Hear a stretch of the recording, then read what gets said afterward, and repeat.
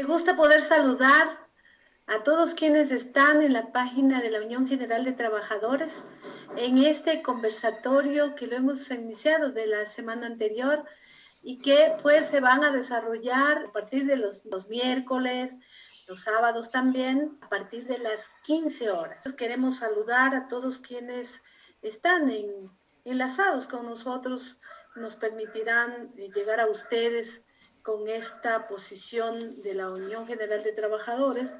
Es una central sindical de la izquierda revolucionaria, una central sindical con un principio fundamental, la independencia de clase, y decirles que el descontento rebasa el confinamiento.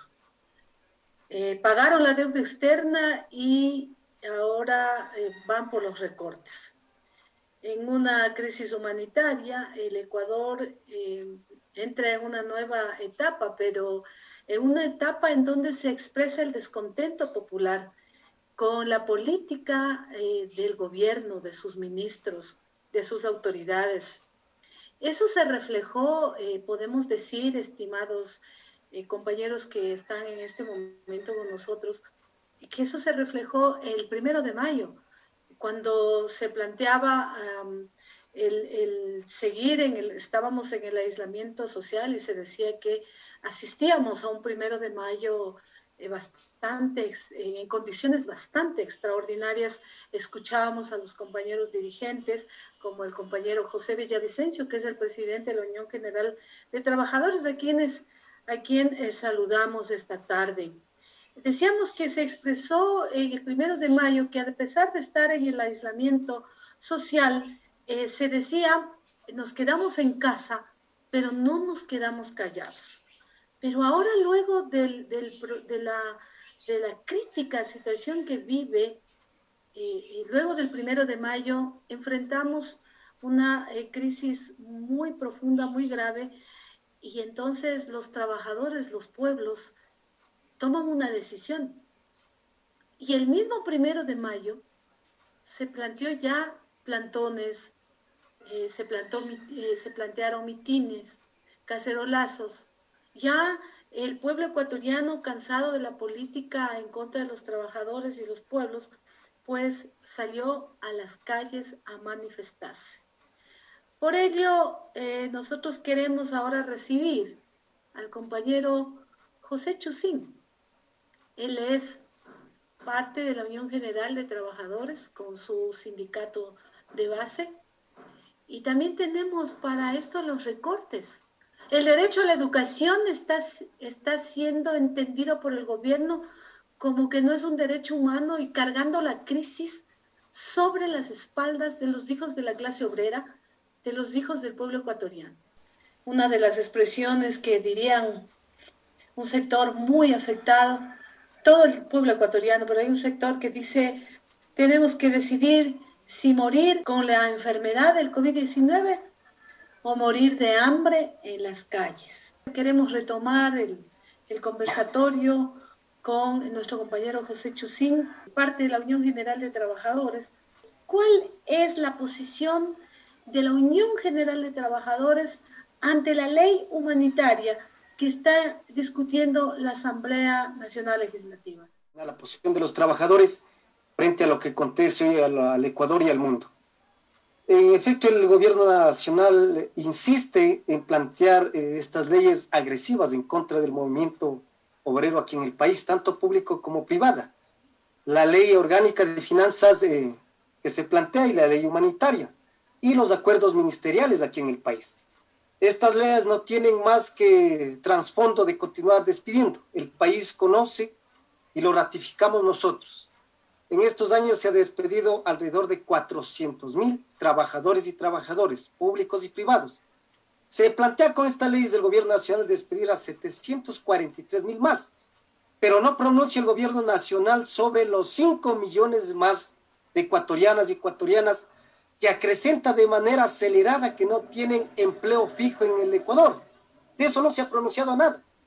Estas leyes, una vez más, ratifican el desconocimiento de los derechos universales que constan en los convenios internacionales, en los derechos humanos, en la Constitución de la República, consta en el Código del Trabajo, en los contratos colectivos. El trasfondo de esto es la profundización de la flexibilización laboral aquí en el país y la sobreexplotación, inclusive llevando a la clase obrera a la esclavitud. Miren lo que intentan con estas leyes. Primero, sacar de los bolsillos de los trabajadores el tema de alrededor de 900 millones de dólares. Pero no se pronuncia nada para los empresarios. Ellos están tranquilos, ellos están salvaguardando su capital, sus ganancias. Por eso exigimos nosotros al gobierno nacional que es el momento que cobre a los banqueros, a los empresarios, a las 500 empresas, las jugosas ganancias, que se extraditen los capitales ganados en el Ecuador que están en paraísos fiscales. Pero esta ley intenta desproteger en derechos laborales alcanzados a nivel internacional a la clase obrera en el mundo. Primero, el tema de la obligación hoy de la renuncia voluntaria, de acuerdo al artículo 169. No dice que por una pandemia serán despedidos, que revisen bien el gobierno, el Ministerio del Trabajo y los empresarios. Dice por catástrofes, desastres, terremotos, diluvios, cuando se quema la empresa. ¿Cuál es el trasfondo de esta ley? En efecto, no quieren reconocer, no puede ser justo con estas leyes que a los trabajadores que han dejado su vida 15, 20 años, hoy les digan los empresarios, vente a la oficina y te doy $2,000 de 20 años y una funda de chupetes. Esto pasó en la empresa La Confiteca del sur de Quito. Y se establece con esta ley acelerado despidos. Hay en la empresa Casa de los señores del Jury, 60 despedidos. Confiteca, 140. Textiles Casalinda, 30. Florícolas, Agrital, 398. Ahora ya estas cifras se van proyectando. 4,000 despedidos en Cayambe y Tabacundo. Ahí está Rencover, 200. Colegio Ludoteca, 14 despedidos. Se habla de 50,000 en proyección despedidos en el Ecuador. Y entonces miren lo que se plantea, inclusive la reducción en el tema de los salarios aquí en el país, cuando el 328 señala que el salario es intocable, no puede ser reducido el salario. Pero miren lo que quiere hacer, desconociendo la Constitución, quiere hacer un retroceso brutal en materia laboral, el tema de los empresarios. Cuando se plantea entonces el tema del cambio de la jornada del trabajo, ya no las 8 horas alcanzadas a nivel internacional, ahora se plantea 12 horas de lunes a viernes y compensar sábado y domingo. Permítanos por la emergencia. O sea, ahora quieren hacer el agosto los empresarios, lo que no pudieron hacer en el levantamiento y el paro nacional de octubre. Hoy, con la pandemia, existen que quieren desconocer derechos alcanzados por los trabajadores. Para esto se debe hacer los debidos procesos, sin notificación al Ministerio del Trabajo, que se le establezca el tema de los informes, la notificación a los trabajadores, que se pruebe si efectivamente está en quiebra la empresa, cuando esa no es la fórmula hoy jurídica que los quieren intentar aplicar los empresarios aquí en el país.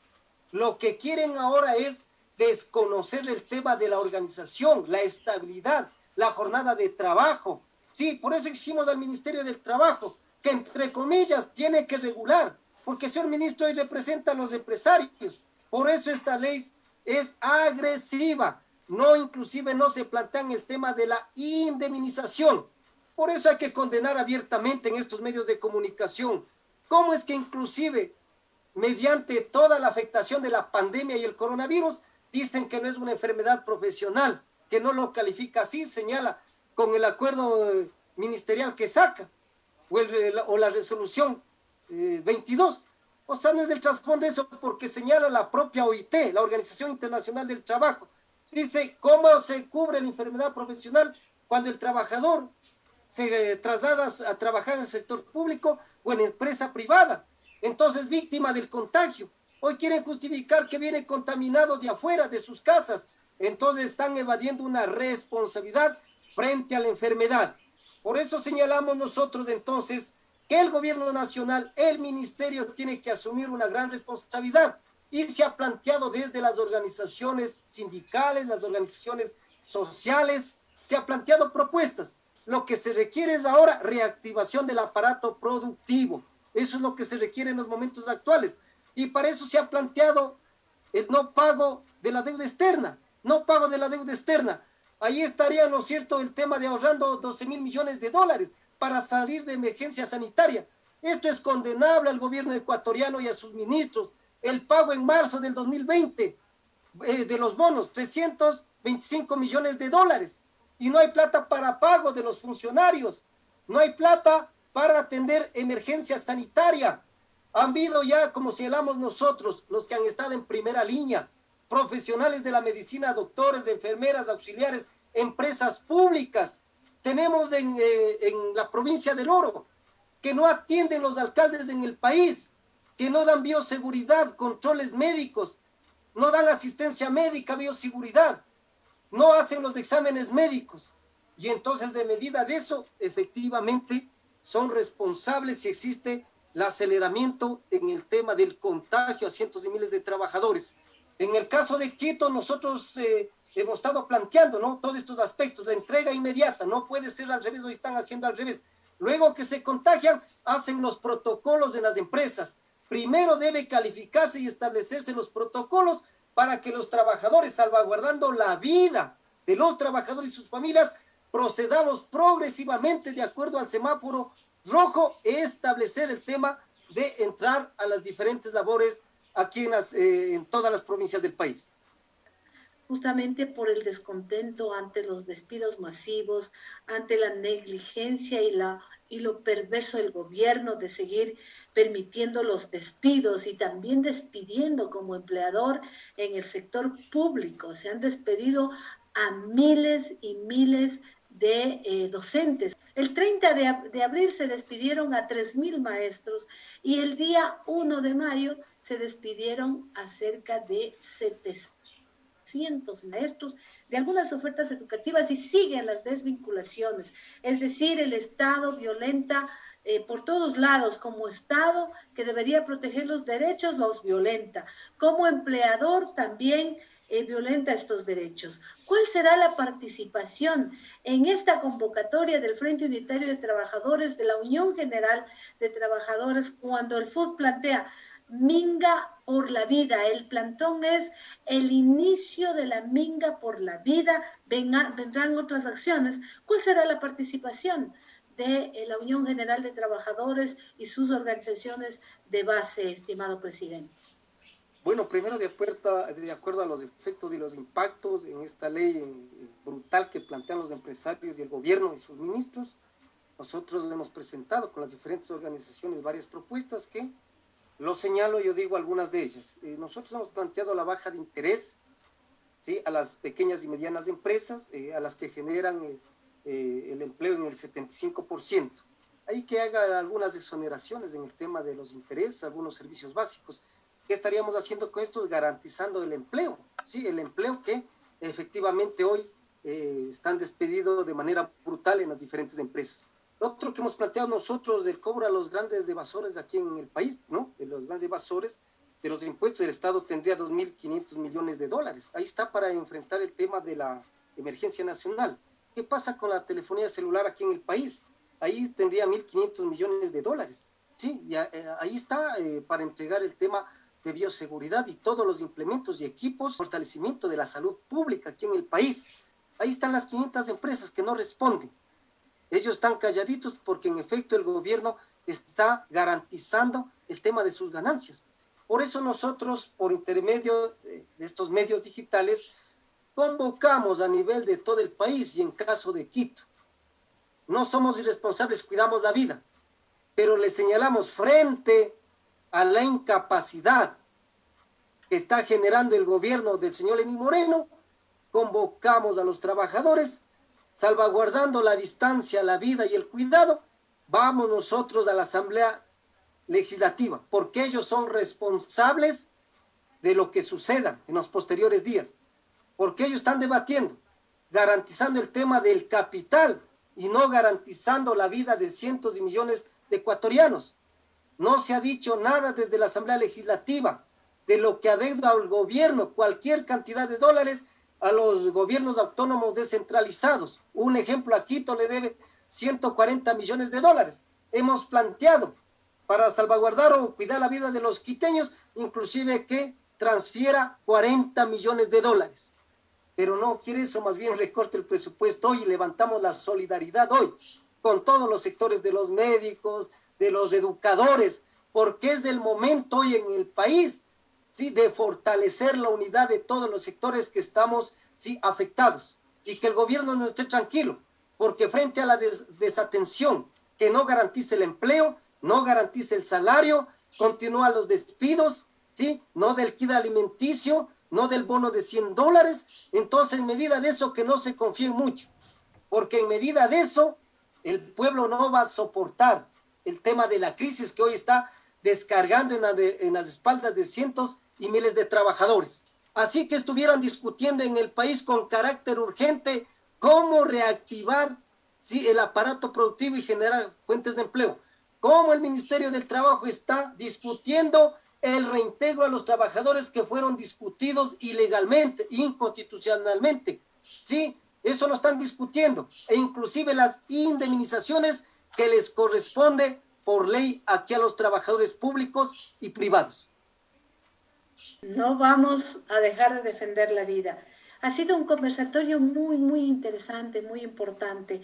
Uno de los elementos que queríamos plantearle al compañero José Chusín ya en su última intervención, porque nos acercamos a esto de la finalización de nuestro conversatorio, que es auspiciado por la Unión General de Trabajadores, por su presidente, José Villavicencio Cañar.